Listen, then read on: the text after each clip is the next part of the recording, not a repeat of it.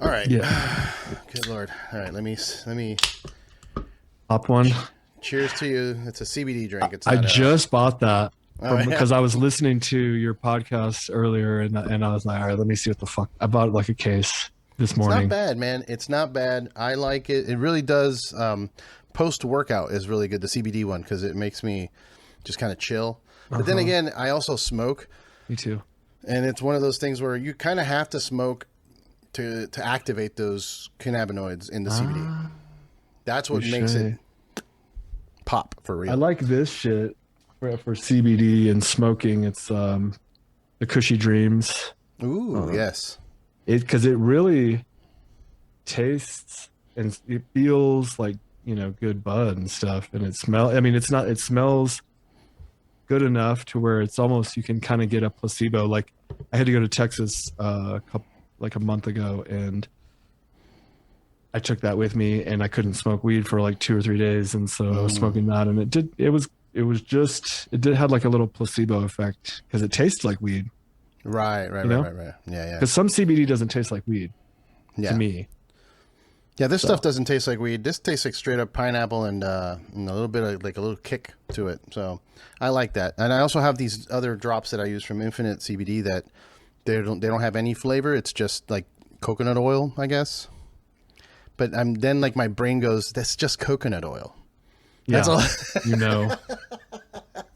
That's not CBD. That's just coconut oil I'm buying. But I don't know. I'm not a doctor. I can't fucking talk about that. Like, coconut oil is good for you too, supposedly. Yeah, sure. Yeah, I used to put some in my coffee, that bulletproof coffee stuff, where it's ghee butter and MCT oil. That shit works. I was on that, but I turned out I'm allergic to pretty much everything vegan. I have, and you can tell like if you look at my arm. Oh shit! That's the kind of shit that happens because I was cheating recently, or just dairy, vegan. So grains, like are you really gluten free? Like is that the celiac disease? I believe it's called. I should be, but I'm not because it's in everything, and I'm not that strict because it's a weird skin thing. So it's not like debilitating, but it definitely causes a skin. Is it like mentally debilitating where you're constantly wanting to scratch it? Yes. Well, at night in bed. Yeah. Oh, dude. Yeah. Like I hate that. Like constant scratch. I used to have a lot of issues with like in New Jersey, I would play around outside a lot and I'd get poison ivy all the time. And I at the time when I was a kid, I was like, oh, you're just rolling around on poison ivy, but it could be other things. I don't know. I don't know what it was. Yeah, it's Bugs, allergies. Dust. There's all sort of weird shit that can cause like inflammation and some kind of weird reaction. Yeah, and I need to pin it down better. But I went to a doctor a few months ago, and now I have the list. And it's a long list of shit that you're allergic to. That I'm allergic to. Like shit, a lot of stuff, and like stuff like coconut for one, vanilla, pistachios, and like these weird like this shit that I would eat like every day. I was like, holy shit, I can't eat. That's so weird, man. Stuff. Yeah. I wonder if has it always been like that since you were a kid? Mm-hmm. But I was eating it when it was way worse. It's better now. Like, that's crazy. Yeah. I had to get checked out because I recently started getting these reactions where I'd get up and have my breakfast. It was like eggs and bacon and like coffee. Normal thing that I've done my whole 100%. life. Yeah. My whole life, every day, not every day, but all my life I've been eating eggs, bacon, and coffee. And just one day I woke up and had eggs, bacon, and coffee, and within an hour I was coughing, phlegmy, and my lips swelled up. Wow. Like super big. Like I took a picture, posted on Instagram, my lip was like a golf ball. Kim K. What the fuck is this? I had to go get tested, and they came back with like a bunch of shit. I'm allergic to dogs and cats, but I have a dog, so I don't care. I'm same. What am I going to do? But anyway, I'm not going to cut any of that out. I like that, so we're just going to keep going. But I wanted to introduce you properly for everyone. Please. Welcome to the RRBG podcast. I am here with U.S. Army veteran, founder of Sheath Underwear, Robert Patton. How you doing, brother? Thank you. I'm doing very well, sir. Thank you so much for having me on today. I'm excited. Absolutely. I want to get that vibe going of like, I have to do the intros because sometimes I just jump into a conversation, but I'm a big fan of like Bruce Buffer, you know, the introduction to the show. It's kind of like a thing, you know, I love that. Oh, that reminds me. That's a weird reference that you just made, because I did a podcast with this guy, the Authentic Podcast, and Ooh. for his intro, it's Bruce Buffer that he paid from Cameo nice. to do his intro, and he's like, "Ladies and gentlemen, now introducing the most authentic podcast in the world," hosted and then about don't plug other people's podcasts on my show, bro. Well, if you listen to that, like, and maybe this one will top that one, hopefully. But I know that I was a guest on his show, and it was one of those ones where sometimes you're on and sometimes you're not so on as far as being able to think of words. Sometimes I'm like, I just cannot think of words that I want to say, and I'm like, it's on the tip of your tongue. But that day, I was just like on fire when it comes to telling the story, and I like to share the story, so I'm happy to do it here. Hell yeah, man. But and he's a local dude, and we'll move on. But the last thing I was gonna say in reference to what you said about Bruce Buffer, and well, he ended up getting him on his show. Nice. And I'm like, and he's a dude, he like lives down the road. Like your podcast is bigger, my podcast is probably bigger, RPG podcast. But maybe not, actually, now that I'm looking. He's had Bruce Buffer and Smiley Sam Alvey, the fighter from the UFC. And a couple other people. I'm like, this guy's getting after it. Yeah, man. It's one of those things where, like, I've been lucky. I also put into work, but I also have been very lucky to just run into people, especially here in LA, where like it's the scene, right? And I've been lucky to be able to just walk up to, hey, you know, and then now they're on my show. Even before, like, now the show's doing well. I have decent numbers, and by the way, thank you everyone for listening. But in the beginning, the numbers weren't huge. It was a new show, and I still had like, oh, Adam D's there, and that's just because I knew him, and so that, like, I try not to think about that. As I see other people's podcasts sometimes, I'm like, oh, motherfucker, I want Bruce Buffer. What the fuck? Right? Yeah. No, exactly. Tell me about the RPG, man. Tell me about the podcast. Like, what got you into podcasting? I mean, you know, when I grew up, when I was a kid, I'd get in the car with my dad, and he would have like Rush Limbaugh on, or Dr. Laura, and all these different local kind of radio talk shows, and I always loved it. I mean, he loved it, and I think because he loved it, I loved it, and so when I grew up and podcasting came out, I was, you know, one of the first adopters of Joe Rogan, you know, like back in 2011, 12. And I listened to every single podcast from start to finish, probably the first 1,000 podcasts that he did. Oh, shit.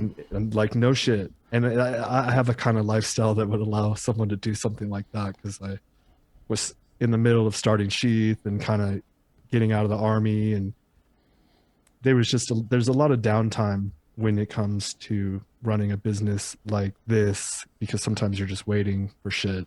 Mm-hmm, you know? mm-hmm. Yeah. And, but I just back then I started one called Mushroom Tea. Ooh. And, you know, mushroom tea, right? Right. And tea, coffee talk, tea talk. We're talking mushrooms and psychedelics and the awakening of, I know around that time was 2012 was going to be this not the Great Reset, that's something else, but you know, when the Mayan calendar expired. Right. Yeah. And I moved, I'm a little bit crazy maybe, because I moved to Colorado in the event that there was a massive earth flood. I wanted to be in the mountains. Oh man, look, I have the book somewhere back there, the 2012 by Daniel. I think his name is Daniel Pinchbeck. I forget his actual name, but it was about that. Like, oh man, I was some kind of magnetic pole shifting that might happen, and I was playing a little bit too into it. But even Rogan was, you know, talking about it, and it was just something I was like, maybe, what if? I don't know, just in case I'm gonna be in the mountains when it happens. And I survived. Yeah. I mean, well, you know, you've got the training to survive something like that. Yeah. Yeah. And now I'm still in the mountains. I really like it. Up here in Colorado, the weather is pristine. There's no dust. The air is clean. And, clean, good water. Yeah. Good mountain spring water, It's, yeah, exactly. That nature, that natural into the wild vibe, out of the city and suburbs in LA. I used to live in Orange County, and the traffic was death. It's awful. Yeah, it's awful. I mean, and this is right now at this time. Like I'm about a month and a half out of going back to the office. I'm still working from home on my day job. So we're about a month and a half out from going back to the office, and I'm just like, maybe it's time I don't have this job. Yeah.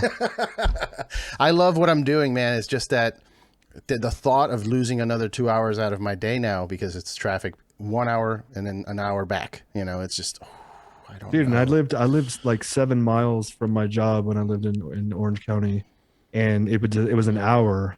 Yeah, both ways for 7 miles. Well, yeah, when you hear people talk about LA and California traffic, it's like, I've been in traffic for an hour and a half. They're just going 5 miles away. Like, it would have been faster to just run. Seriously, it was. Yeah, oh man. But maybe the traffic is easing up there. How is it? No, it's bad again. Okay. It was eased up early in the pandemic, like last year, May. There was no traffic. Wow. I would go to like from downtown LA to Santa Monica in like 15 minutes. I was like, what?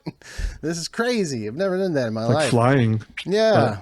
But yeah, LA's traffic is back to sucking for sure. I didn't know. I thought there was like a mass exodus.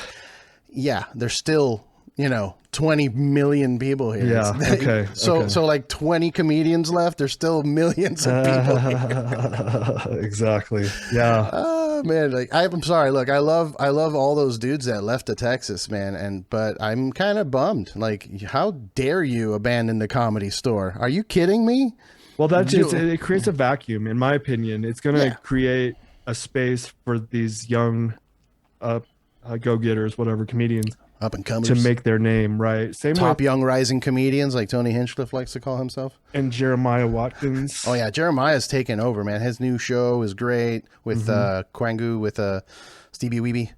Really good show. Scissor man. Bros. Scissor Bros. Yes, yeah. I'm gonna do a little scissor for him. We try to sponsor. That is sheathunderwear.com. Check out sheathunderwear.com. You probably heard about it on the show. No, I've seen both of them in their underwear on the show, which is great. Yeah, he's been really flexible with working with us. He's done some really funny skits. There was like a golf one and a Mortal Kombat one, and the one. Oh, I saw that. That was fun. Yeah, it was so funny. I was like, dude, that's one of the many reasons I reached out to you guys is that because I noticed that there was like a freedom with the ads that not a lot of companies are doing. Like a lot of companies will give you an ad read, and no disrespect to any podcasters, I'm not going to call out names, but I mean I see them there with a piece of paper, and they're just like, yeah, blah blah blah blah blah, and use my code, blah blah blah, like. That's not an ad. So when I saw that you guys were open to, letting Jeremiah do his thing or something, like I was like, okay, that's cool. And then I ordered my first pair of Sheath through Cowboy Cerrone. Nice. Yeah. And when it arrived and I saw the packaging, the big flower of life in the front. Absolutely. Dude, look at my arm. Oh shit! The tree of life is that what that? Yeah, that's the seed, and then it just kind of grew into the tree or whatever. I just got the Merkaba on my neck. Ooh, so the Merkaba, yeah, Merkaba. Is that how you say Merkaba? I think Merkaba, which is just like when you draw the straight lines through all the circles in the flower of life, actually, but in the 3D version. And my first neck tattoo, and I took it like a champ, but I'm gonna go get it touched up. Oh, okay. There was a couple of moments where you're like, a little, it hit my vein. I was like, oh my God. Yeah, veins. The bone is bad. I thought bone would be easy because I was like, it's just bone. But I have one on my spine, and it not a Merkaba, but something else I'm embarrassed about. And it's when it touched the bone of the spine, dude, I had a fever and everything. Oh my God. Oh! Yeah. Well, I got Sheath, and we can move off tattoos in a minute, but it's like this big, shoulder to shoulder, and then the logo, which is right there, on my it's all on my spine and on my back, and like kind of Sublime style, Bradley Knowles. Okay, all right. and Wiz Khalifa. Like there was something about these guys that get their brand or name tattooed on their back that stood out to me as impactful to your like progression and willingness to push forward. Like when I started Sheath, it was an insurmountable task. There were, there's like other underwear companies, and I had no money and nobody, like the people telling me to get a real job and like, what are you doing? This is not going to work type thing. So, get the haters. A little bit, and usually it was my family and some friends. You know what I mean? Yeah. The people closest to me were just like not really that enthusiastic, but I really had this vision and faith that it was going to be, it was legit because I really liked them. I made them for myself originally. And so it was really just for me, cause I'm in the desert. Right. And one of the sayings was, it's hotter than the devil's balls. And so balls is one of the hottest parts of the body. And when you're in the desert, that's going to be the hottest part. And then it's just, sense. Sometimes you got to, readjust, and it was just worse. And then if you see my skin, I have like sensitive skin, irritable skin. So imagine there's like the perfect storm of discomfort that was the origin of the idea of Sheath, where I was just like, if everything was separated down there, I would not be having this issue. And, I went into, it was 2008 summer, Iraq. I was in Tikrit, which is called Camp Spiker. Okay. So Camp Spiker. Yeah. That was the second tour. My first tour, I was in Balad, which they called Mortaritaville. Okay. Yeah. Kind of like Margaritaville, but with mortars. Super fun. And super, it brings me the vibe of partying for sure. Yeah. and funny thing. Mortars. About Balad was, when we first got there, I was a fresh soldier. I had only been in the Army 6 months before I went from basic training, AIT, unit, Iraq. And Jesus. That's so fast. I know. Yeah, they had a plan, which it was executed flawlessly. And I got there, and when we would get mortared from, I pretty much never went outside the wall. I was one of those guys. They were called a fobbit, stay on the fob for an operating base, like a hobbit. It was derogatory from the real soldiers, right? Yeah, but it's so nerdy. Like, you have to be a nerd to come up with that insult. Like, well, we're all brothers, and we all give each other shit, and we all fucking were on the same it's all team. ribbing, and yeah. And I love it. I love that. I loved the Army in a lot of respects, but when you got there and mortars would come over, it's, you might be sleeping, you get out of bed, you put your vest on, you get your helmet on, you go run in the bunker, and then you wait for however long until they stop coming, then you go back to bed. And like, as the tour went on, but by the end of the tour, we stopped getting out of bed. It was just like, okay, there's mortars coming. If it hit the bunker, we were going to die. There's, it's like, it's either going to hit there or here or somewhere else. And so you get desensitized to the mortars, which was interesting. But back to the second tour. Good Lord. Well, actually, in between tours, I went to WLC, which was Warrior Leadership Course, and air assault training. So I was like super soldier. I really was like into it. I loved the Army. Okay. So even when I wasn't in Iraq, came back, I went to training these would take months at a time, and not everyone graduates. And my point being that I really cared, and I was super into it. And by the time I went to the second tour, just 1 year later, I had made my sergeant, which is E5, which is like a non-commissioned officer. So you're not just a soldier, you're a middle management. But from the front, like you're the one in the front line. The officers are in the back typing and telling you what to do, and you go out to the front and do it. And so on my second tour, I was the NCOIC of 5 people. I took to Tikrit, to our base. We had our own little compound, just us 5. And I won't get into too many details, but we all came back home safe. But in the middle of it all, there was, this moment where I invented Sheath, and it's because it was so hot, and there's pictures of me holding. I made them when I was in Iraq. Oh shit! So you have sewing like? I went to because in the Army you have to dress, and be all like hot, real tailored. So we had tailors out there. Okay. And I went to, we called it the PX. It was like our little Walmart shopping center. Bought some underwear, bought some scissors, I do some drawings, and I went to the tailors and told them, I want you to sew this pocket inside the crotch. And as I'm saying it right now, I'm like, I wonder if they thought I was going to try to like smuggle drugs in there. Oh shit. Yeah. I never thought of what, but I told them why, and they snickered. They were like, right? Like this guy, what is he doing? And so they made it, and it was a very rough prototype, but because it was too tight when I put it on, it was like squeezy. But it was. You should have given the dimension of your balls better, bro. I didn't. It's like hitting your head against a wall, and then until you figure out how to get around the wall. And I'm not Elon Musk. I'm not this.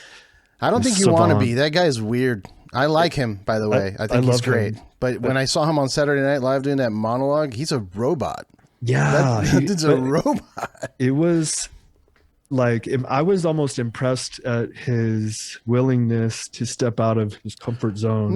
For sure. And get on there and do what he did. And kudos to him. I like what he's doing. Here's a news flash. I sold all my Bitcoin this morning. It's like $70,000. You're the reason it's all red. No, I'm just kidding. I mean, I would blame him. Yeah, but he did the turnaround, right? He did a U-turn on it. Yeah, and it was more of the reason why than because if it was just someone saying something, that would be one thing. But when he's sitting, and sure, we're all green, but I still have a gas car, but I have a Tesla and a Lexus, and anyways, I'm like not like a left or super right. I'm like a libertarian, I would say. I'm in the middle, freedom, liberty. You do you, I'll do me. Leave it at that for the most part. I don't know what, so certain people find that to be satanic. Yeah. A lot of people on the right, like religious folk, are like, if you do you, like if you think for your, not selfishly, but just kind of like be yourself, that's what the satanic Bible preaches to them. I'm like, ooh, okay, well, I guess I'm satanic. Whatever. Yeah, I mean, go Satan. I like all the gods. Yeah, they're all cool. They all very, very interesting powers and stories that they have. So I'm all about it too. I'm with you, man. It's hard to kind of pick a side. I don't want to pick a side. Why do we have to pick sides? Like, I feel that we should all work together. That was the whole concept of the United States, right? Melting pot. Like, we're melting pot, and like, and I grew up listening to hip hop, and like we all did, right? And I was heavily influenced by hip hop culture, and yeah, I love black people. I love that, like the music and the comedy and so many, the coolness. They're fucking cool. What can I say? A lot of times, right? But if you try, then the whole cultural appropriation shit, I had braids and like cornrows and cornrows, man, looking at me funny. And like Rachel Dolezal was, do you know who that is? Rachel Dolezal was a white woman posing as a black woman and made it to the head of the NAACP. Oh wait, I heard about her. Yeah, I heard about her. Yeah. And but it's funny, like a lot of us that grew up listening to hip hop culture could identify like how, I don't know, you're more of a rock guy. No, I grew up in New Jersey in the hood. Okay. I grew up listening to Far Side and, I've got Mos Def, Talib Kweli. Like I've got that in me as well. I get it. There was a very derogatory term in my neighborhood for people like you. I'm just kidding. the W word instead of the N word. Yeah. I mean, but I'm like, so we're all mixes in today. Like I'm white mostly, but I'm also Native American and like Mexican, and I love Mexican culture also, which I grew up thinking like I like gangsters. What can I say? I like the Italians, I like the blacks, I like the Mexicans, and there's something to the confidence and just the walk and whatever that was, it's the getting shit done mentality appealing. Get that shit done. And you gotta, there's moral questions and lots of crime and whatever, but at the end of the day, a person like my family was like that, man. My father, my grandfather were involved with the mafia out there in New Jersey, and yes, they're criminals, but also they were doing it to support their family and get shit done. They wanted to get houses for people in their family and provide them with stuff. And they had no other way of getting there. It was, they saw opportunity and they took it and they took advantage. And as long as you're like not necessarily trying to hurt people, every now and then somebody's got to die. But there's too many people. Got to pop a cap from time to time. There's too many people on the planet anyway. We're actually saving the planet. Overpopulation is a big problem. I'm just kidding. We're consuming all this energy, so we need to keep it. Well, that's another thing. Yeah, we could go all over the place, but I'll run with this train of thought because we're going there. And too many people. What happens if what I want is them to come up with some kind of like fountain of youth, some kind of pill, some kind of everybody shot. Lasts forever. Yes. And we keep reproducing. I think we'd have to lose reproduction. Probably. If we're gonna or not entirely, but just kind of like you can have a child, there's a certain number of kids that need to be born to keep the population kind of fresh or whatever. Yeah. But I don't want to live forever, dude. Well, like not here anyway. Like once I pass into the other dimension, then I will live freely in the source or whatever. Oh, Nirvana. Yeah, Nirvana. But on Earth here, like I want, what I do want? I want robot legs and a robot back. Dude, we are the That'd same. Be cool. Yes, because my Achilles is all fucked up, and I've been telling people for at least a couple of months, if not years, I want bionic legs. I'll take the whole. Bionic legs would be great if I could run again. I love to run. I was in the army and I killed. Anyway, that. But anyway, I was always in the front, and neither here nor there. I ruined my Achilles in the process. Yeah. And bionic legs would be great, but also that a clone. If we could transfer consciousness into a brand new clone of me, and it's like you're like, oh. Yeah. You come up out of the jelly and you're like brand new, and this whole you got a fresh. What was that show? There's a show about that. Altered Carbon. Oh, I didn't watch that. Watch Altered Carbon. It's basically you exist in a disc, and they just put you into a sleeve. They call it, which is like a body, and you could design it to be whatever you want. Like hey, I'm originally Japanese, but I want to be in a big Cuban body. Like boop, they just insert you into the body. Whoa. It's pretty crazy, and I'm all about that. I'm down. There's obviously concerns like hackers and people fuck up your disk drive, but at the end of the day, I honestly I'm okay with that. I just don't want this shitty body. The body decays, it fucking falls apart. Bones, even though bones are sturdy, they break, and you gray out, shit starts sagging. Like I hate it. And you could do stuff, you can work out, you can eat healthy and vegan and meditate and put creams, and you'll maybe get to like 150. But that's nothing, Everything after 80 is downhill. Yeah. No, dude, I've met some old ladies in Spain when I went out there that she was like, walking around. She's like, oh, you want something to eat? I'm like, oh, cool. She's probably like 80. Oh. And I asked her, no, she was 105. Oh, shit. And I was like, she's probably about 80. But dude, they're just drinking wine out there and smoking cigarettes. Like that's their health plan. No stress. Yeah, no stress. They're just chilling. 1 o'clock. Well, gotta take a nap. Like that's damn. I love a nap. I love a nap. That's one thing I've considered about moving to Spain is that the siesta. Hey man, I'm just gonna go take a nap now. When do you guys open back up? I don't know. When I wake up from my nap. Dude, that's fucking hilarious. But because people, okay, sometimes like too many thoughts come at once. But so when I was like 23 or 2 or whatever, I just had like I was living in Orange County. I worked at the Wet Seal or some other corporation because I worked at a couple. Somewhere along the lines, I started taking naps in the middle of the day.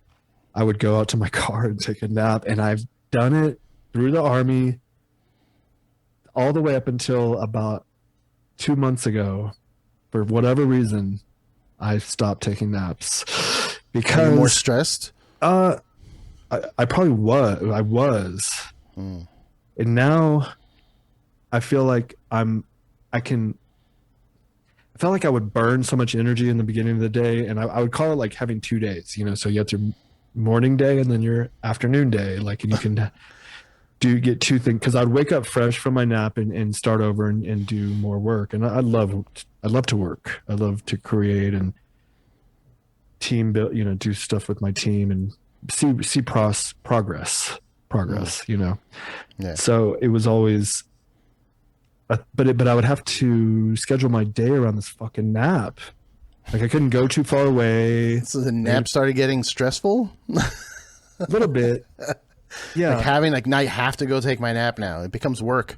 Well, it was a thing. And now, you know, they say if you're not sleeping well at night, maybe don't take a nap during the day. And people would tell me that, and I'm like, well, the reason I take a nap is because I'm not sleeping well at night. And it was like this cycle, like a self-fulfilling kind of cycle that somewhere along the line, I'm not sure what it was. Might have been these mushrooms I took, but started taking. I've been taking these sweet mushrooms like once a month. Like it started off, I go everywhere. My brain is insane. It's fine. Go for it.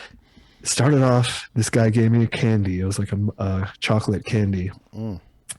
And I'm in Colorado. It is legal in Denver, and the guy that gave him to me was in Denver, so whatever. But and he's still there. But he gave him to me, and he was like, I could take half of this, and it's like a microdose. No, it's not. It was not. It was totally not a microdose. Are you kidding me? Half a chocolate? That is not a microdose. You gotta do like a little tiny piece of chocolate. That's a microdose. Yeah. It was like I mean, especially being that I was on an empty stomach. I hadn't taken them in I don't know how long, months. Do you get sick? Like, do you get nausea, like vomiting? A little bit. No, not vomiting, but just nausea. That weird kind of, there's like a transition phase when you're going from this consciousness to that other consciousness. And there's a weird, I tell people this, and anyone that's done mushrooms, and sometimes acid also does this, but during the transition, it's like, I'll see like noodles and guts and toilets flushing and weird, just your gore, violence. See, no, but maybe we all have our own little version of. Well, I mean, you said blood. You said like guts. Worms I did say and guts. Yeah, it's like noodles and like weird tubes, and there's something very. Just I don't know. It's happened many times because I've done it probably 20 or 30 times in my life, at least. And so, anyways, that probably the noodles are just the portals, bro. That's like tunnels, tubes, portals. Yeah, I think you're right. It's like those old school, like you remember those old school back in the 40s or 50s when they had operators and they're in front of a board with a bunch of cables plugging shit in. Like, hey, you want to talk to this guy? Bloop. That's basically what it is. You're connecting those cables to another dimension. No, that's a good. I like where you went with that. That's a good like kind of interpretation of what I was kind of trying to say. So you get that transition, and then I know I was like crying, like sobbing, crying, but also laughing, because there was a point where I was like, I made it. We made it. I've done what I set out to do. People are buying the underwear, and like I have a team and of my wife and house and all this stuff, and I cry, but it was like, so I was crying because of that, but I was like crying because I'm getting old, and I'm like crying for my youth, and it was very cathartic. I don't know why I took video of it, but I was just it's good. I wish I had taken recordings of my trips that, keep revisit. But you still won't, you won't capture what was in here, which kind of sucks. That's the technology we need, Elon, with the Neuralink. Let's go. Let's record Elon. Let's record the dreams and the visions and the trips. I want that. Yeah, I want all of it. I want the whole. I want a battery, because sometimes I get tired and I want to just like put in a new battery and let's go. I want to get rid of hunger. Yeah. I wish I could eat when I want to eat. Like, hey, we're going to go to a restaurant and have this nice fucking amazing lobster dinner or whatever, like fancy shit, Michelin star type restaurant. We do that once a month. I don't need to like, oh, well, fuck, what am I doing for lunch today? Like, now I got to go make more chicken. I hate it. I don't want to have to eat. I have to because that's how your body stays alive. But I really wish we could get rid of that. That would be cool. If I could get rid of hunger but stay alive and healthy, that'd be awesome. Get some mainline, some kind of just like a constant IV. Blood, isn't that what the politicians are doing? The blood bags? What do they call it? Adrenochrome. No. Adrenochrome, yeah. Or they have blood boys. They have these young dudes that just show up and they just drain them. I'll take it. I'll take it. Put it right here. I'm into it. I don't know why. Because I want that field of study to get better results, and I'll be a guinea pig. I mean, I take supplements, we'll call them. HGH. I'm down. I want to find more of that. I want some of that. Yeah, look at that. I want that Uberim body. What's up? Let's go. Uberim. Yeah. Oh, yeah. You like the UFC. I saw that you interviewed Josh Barnett. That's pretty cool. Homie. That's my homie, man. That's my, we live a few minutes away from each other. We're working on a couple projects right now, actually. I can't say anything right now, but we got some stuff coming out. And how cool is that? Yeah, man. We just I ran into him at a Killswitch show at a concert. We just hung out in the back and then connected, and we kept running into each other. And I'm like, well, we obviously have the same friends, so let's be friends, right? Right. And then just go to his place, and we did a podcast at his place, and then he did a podcast with me and some like wrestling thing, and we just kept connecting over and over and over. And I'm like, all right, well, he's one of the hardest working people. Sometimes he gets shit. We're living in this cancel culture time that sometimes his comments are misconstrued. He spoke his mind. Yeah. How dare you? Yeah. Yeah, they're trying to cancel Tony Hinchcliffe right now as we speak. I saw it this morning. Tell me. Oh, apparently I heard a little bit. Apparently he went out and did a follow-up set to a Chinese comedian, and came out like straight up just, guns a-blazing. Honestly, though, I've seen his sets at the store, and he says some fucked up shit, but it's always a joke. It's comedy. You're supposed to laugh. I think the change of audience to Austin, it took a hit, and also I'm gonna have to ding him a little bit because the timing. You should have known better. Well, no. Asian hate. Right. Yeah. Exactly that. That's exactly it. The timing. Like, dude, right now there's a current movement against Asian hate that's kind of important, and you're just woof. That's just the timing. It's like, I get him completely. I get totally. And I respect comedy, the art form. You should be able to say whatever you want, but just the time didn't work. And then now everybody's kind of piling on him. Yeah, Ari came out today and defended him. I was gonna say he's the only person that has been through this. That's another dude. Yeah, he gets the timing and like Kobe. Let it breathe. Just give it a day. It's weird. It's a weird line, dude, and it's a weird time. And I think I have noticed a lot of my friends that were in the beginning about canceling. Which in the beginning, it made sense. Yes, let's call out some assholes that are, doing some bad shit. Harvey Weinstein and shit, for sure. Bill Cosby, for sure. Yeah. These people that are drugging women and rape and all that, like, that's bad. Call real that shit. out.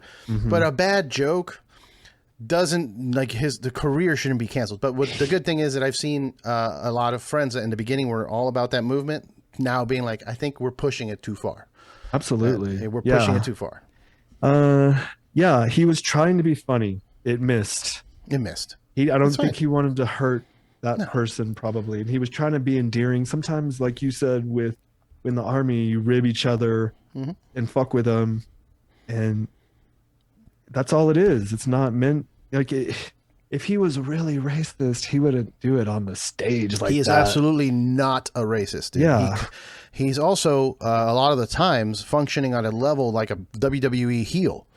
Right. You know what I mean? He's walking around like the bad guy on purpose because it works, dude. Look at Conor McGregor. I hate him, but he's so popular and so good that I can't help but tune into his fights. You know what I mean? Like, I hate the personality of like that douchebag, but it works. That's what sells, and that's how you get stars. So I get what he's doing, and you beat him, you beat the heel, and then you become a star. But the heel stays a star too, and everybody wins. Exactly, and there's got to be heels. That's good the thing. Cop, bad cop. There has to be heels in the world. Unfortunately, like that's just the balance of the universe, man. People talk about balance and peace and meditation, and that's the one thing I found in my journeys, psychedelic, and taking psychedelics and meditating and everything.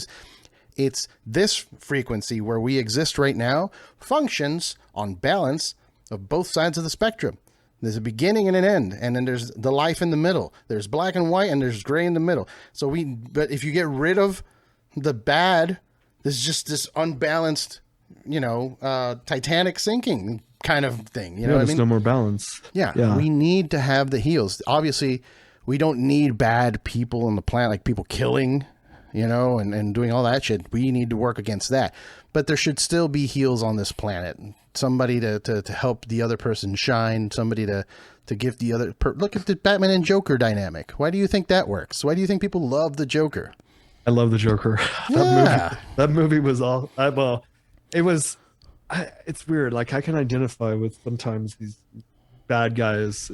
Or whatever. Like, there's something deeper than they're just assholes. They're not just assholes because they're assholes. They're assholes for some other, like, mental illness maybe or whatever. Sure. Yeah. The real good villains in comic books and film and writing throughout history have always been more complex than the hero. Like, the heroes usually have this one goal of like, I'm good and we're gonna, where like the villains like, oh, I'm in love, or and I've been hurt by love, or I have this complex family issue where I was born into like slavery. Like, there's like, like Thanos that's my dude. I got him right here. Nice. That's my guy. I love that character because his madness drove him into so insane that death became a woman, and that was the love of his life, a physical representation of death.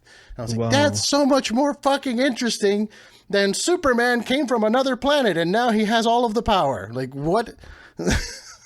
I did like the new DC event. Was it Avengers or what the fuck is that called, with like Superman and Superwoman and Batman, and it was kind of the Justice League. The Justice League. It was very similar in a way to the other one with Thanos, because it had, like, instead of that wrist, the mother boxes, instead of the gauntlet boxes, it had instead of those, the jewels. It was a little bit too similar, but I like some of the characters.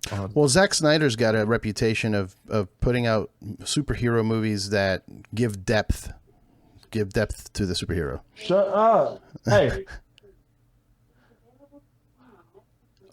Hey, your robot's talking to you. Yeah, I don't even know. It's funny. I have one of those. I had to disconnect it. I couldn't take it anymore. I was just hanging out in my living room, like talking, like, okay. And it'll be like, yes, what would I can't hear you. What are you asking me? It's like, oh no, shut up, robot. I have 5 of them here, right? I have Alexa, goodness. I have my phone Siri. I got that Apple thing. I don't know how it works. It's like Apple. See, and then another Siri, and then the Google Home, maybe. Yeah, no, it's an Apple Home. And Apple Home. I have a massage chair that talks to you now. Like, you got to be nice to them, man. I noticed that. I started saying thank you and please. When I was like, hey, Google, can you please set a timer for 15 minutes? And it would say, got it. Timer set for 15 minutes. Nice of you to ask that way. I was like, wow, what? And then like at one time it even made a nice little noise. I said please, and it did like a boo. How thoughtful. And I was I like when my wife asks me very, very sweetly, because I'll be like, it's nice of you to ask me that way. Thank you. Yeah, I guess it makes sense, right? You know, be polite to people. I guess be polite to your robots. What can you say? And I'm down to merge. I'm down to merge. That's what I tell my friends. They're like, fuck all these Google and Alexa. I'm like, just bow down now to the robot overlords, man, and be a part of the journey, because otherwise you're getting shut out. If you can't beat them, join them. Yeah, when the robots come, you're not winning that battle. I'm sorry, you're a flesh bag. I'm a mix. I want to be like RoboCop type android. Have you always been into that kind of stuff, like cyberpunk, kind of like like you said, RoboCop, Terminator movies? Is that kind of what you grew up on? Yeah, for sure. Yeah. And I Blade Runner.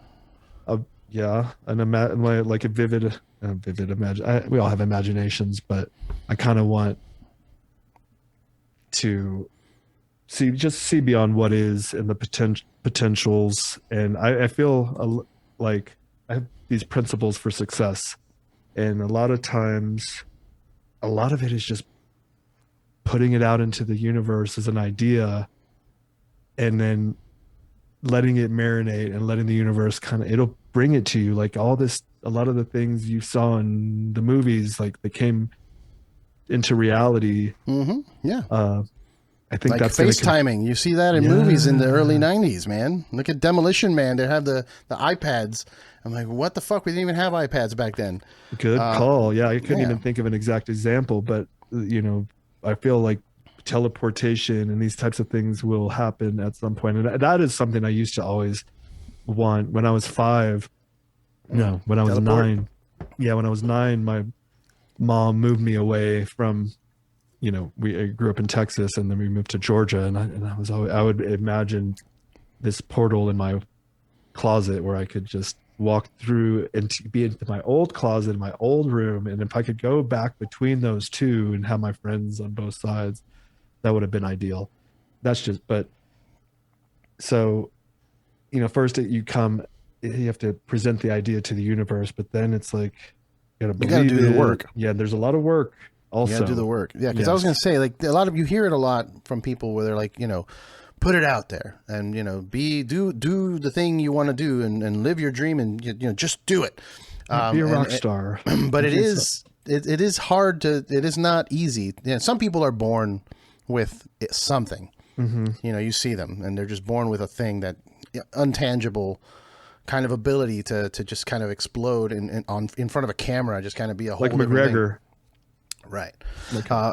But if you put the thought, like for me, for this podcast, for everything, like whenever I want to guest for the show, I just kind of like put it out there in my head. Like, I want to have this, and like, maybe I'll even forget about it. You got to put work in, but sometimes I'll even forget about the work that I put in, and it calls back, and you're just like, oh shit, look, that thing that I wrote an essay about, or I submitted an application for, or sent somebody my resume, or, hey, there's things that you got to do. You can't just sit around at home and like pray. It's not going to happen. You got to actually get up and do it. Well, that's what so it starts like that. Like, you put it out there, and then it'll come back to you in the form of an idea, how to make that happen. And you'll be like, and then you have to act on that idea. You can't just have the idea and not do anything. That's where the action comes into play. You put it out there. So you give the mind as the magnificent problem solving machine. It loves to solve problems. Give it a problem. Like, I want an airplane. That's a pretty significant request, kind of, and, because I want like a G5, right? But it's going to take me building this company up to $100 million company before I can get that. And it's like, okay, it'll be like, okay, you want that G5? Well, you have to do this. Here's an idea on how to go do that. But a lot of people will just have the idea, but I had this idea. And they tell all their friends about it. And then somebody else makes it. And that's as far as it goes. Yeah. You don't. Or somebody else steals it. They just go and do it. I've seen that a ton of times where I've made that mistake where I'll just be like, man, I wish I could make this, jacket that, like, I wanted to make a hoodie that had the face mask built into it. Oh yeah, like, me too. I thought of that too. And then I saw it online. I'm like, what the fuck? Like somebody heard. And now with the phones, listening all the time, you can just say any idea out loud. Your phone will pick it up and somebody will buy the rights to that.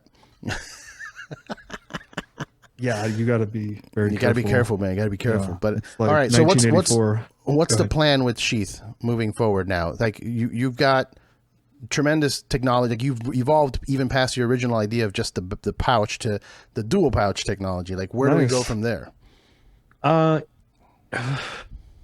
Socks is ideal. Socks would be ideal. And I've heard that's a big deal in the Army too. Like clean socks is like gold. Exactly. And I have a size 8 foot. I always buy socks. They're always like 2 inches too long. And there's a company, and I'll give them a plug, Kane Socks, until I do it myself, which I don't think they have a patent on this.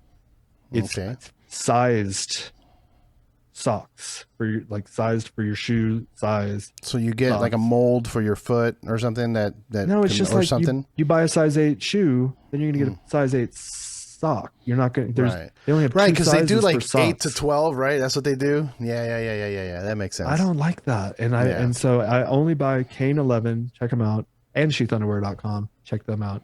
We're moving in. We're going to continue doing underwear, and it's almost it's very difficult for us to keep them in stock. And I'm not being modest. It's like we have 391 SKUs, so individual items.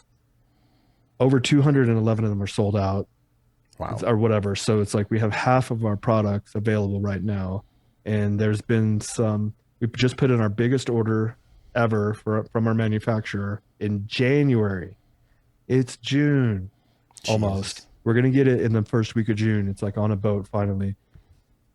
We're learning. It's a constant adapting to your environment, and as we grow, we're finding ourselves in new territories, and so I'm like, we'll just make the biggest order ever. What we should have done was made 2 small orders or 3 small orders, so now we're going from ordering once a quarter to once a month, and we're gonna have a dedicated sewing line for our product, so we can constantly have product, because it sounds cool to be sold out, like Supreme, the brand, right? Yeah. Release, sell out, boom, that's it.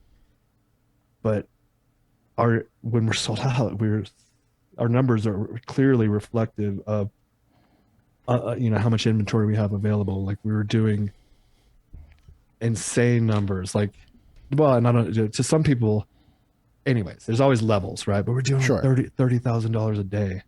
That's insane. It's insane, right? Yeah. Like that's insane. But now it's back down to under 10. But it's because you don't have product to sell. Exactly. Yeah. And we also, because we don't have product, we pulled back on a lot of advertising, but it's going to be back next month. So this summer it's going to be hot. Summer to the end of the year, we've doubled every year since we started. Nice. And it's power. There's a positive, Success Through a Positive Mental Attitude. That's a book by Napoleon Hill. If anybody takes anything from this conversation, I would say buy that book, read it 2 times, and live that. Let that be your Bible, because there's always going to be obstacles, and you can come at it with a negative or positive attitude, but it's usually something you can get through, around, over, under, and there's always a way. Where there's a will, there's a way, and if you can see it, you can figure it out, you know. And I think it helps that you actually went and made it physically, because a lot of that's the first step where people usually take a stumble, and that's from the idea to something tangible that you can be like, this is the idea, like these are the underwear like that I want to make, and then from there you can fine tune it, like the materials, and do we have an elastic band, is it like wrapped, is it you go from there. But just the first step that everybody takes a tumble is from idea to something tangible that you can present. that to present it to people that are going to like yes, let's go, let's fucking do it. And it doesn't have to be millionaire investors, Shark Tank style. You know what I mean? You just get a team, get the people around you to support. I think that your approach is the right way to do it. And obviously it's paying off. Look at where you're at. 10 years later. And hey, that's how it is. It's not quick. It's not a get rich scheme or whatever they call it. No. Yeah. And then, I was going to say, I watched this movie called The Secret. I'm sure you may have heard of it. Maybe not. Are you walking around with magnets in your pocket? I have rocks. My gratitude rock. No, I don't have that. But gratitude is huge. Huge. No, the thing about The Secret is cool because it's true. A lot of what they say. There's just a little bit of like woo woo, a little bit of woo woo. Yeah. But one of the statements that was coming to mind is the universe likes speed. So when you have that idea, don't wait, don't hesitate, act. And when you act, the universe will reward you sometimes, and it's going to test you. It's not going to be an easy walk in the park. You're going to get those roadblocks, but eventually, and like, I have stories and we're like into it, but like, it's going to eventually the universe will say, okay, you can have what you want. Eventually, but it's going to put you through the ringer first. And if you just don't quit, there's a good chance you will succeed. Like there's a good chance you can try your whole life and you'll never make it. But if you quit, you'll never know. Yeah. And if you didn't make it to where you were like thinking you wanted to go, all that work and hard effort probably made you a pretty decent lifestyle doing something else, I would presume. I wanted to be in the NBA. So my whole childhood, I grew up practicing everyday basketball to the point of injuries and exhaustion and whatever. And it just didn't happen. I'm a short white guy. What are you going to do? And White Man Can't Jump. That's exactly. A movie, right? Great movie. But that effort, that work, kind of ethic that I developed transitioned into what, everything I did from my corporate cubicle office jobs to the Army to Sheath. So it might not be exactly what you thought it was going to be. I did not think I was going to be selling underwear when I grew up, but I love my job. I love it. Yeah, man. That's a positive journey, I would say. And it's not over. And who knows where it goes from here. So yeah, I mean, and real quick, like you said, like where is it going? We're gonna just keep it, let it expanding, and wherever our inspiration takes us, we're gonna have fun. We're sponsoring podcasts. Yeah. We're starting a podcast network, Time Wheel. I know you're a part of a podcast network. We just work with artists that we like to work with fighters and people that are living out their dreams. And the more I like to give as much as I can, and then that it seems to come back to you. So whatever I'm doing seems to be working. I got it from the book I was just talking about, Success Through a Positive Mental Attitude. I'm not a genius. I'm just an average dude. And but a lot, like my heart and will, persistence, and just that never quitting ultimately would is my advice to the listeners. I know it's not rock and roll, but I like some rock and roll. It's very rock and roll. That's what rock and roll is, man. Bands are all struggling and playing in front of 4 people for years before eventually they get their crowd going. It happens, and that's just part of the journey. And you just gotta work and enjoy your work. If you're working somewhere where you're not happy, figure it out. Get out of there and go be happy at your work, even if you're working for someone else. But eventually, you become part of a team. And I think you're establishing a team over there and a lifestyle brand, like not just underwear. Like I think Sheath can be a absolutely, a whole lifestyle thing for sure. Yeah. And just, and nobody wants to be around the guy that's trying, but complaining about how he's not getting his break. Mm-hmm. Stay positive. It's uninspiring. And just stay positive. Even if it's hard, like be grateful for what you do have. And the universe tends to reward that type of an attitude with more positive stuff. So like this. We had it. That was a fun conversation. I don't know if we're done, but yeah, we got an hour. That's good. But it was a quick hour.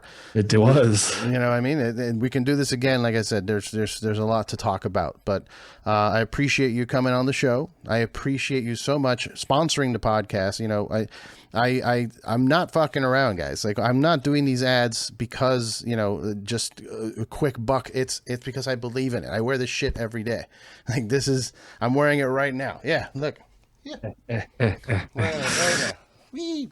Sheath. Oh, the lights went away. Sheath undies.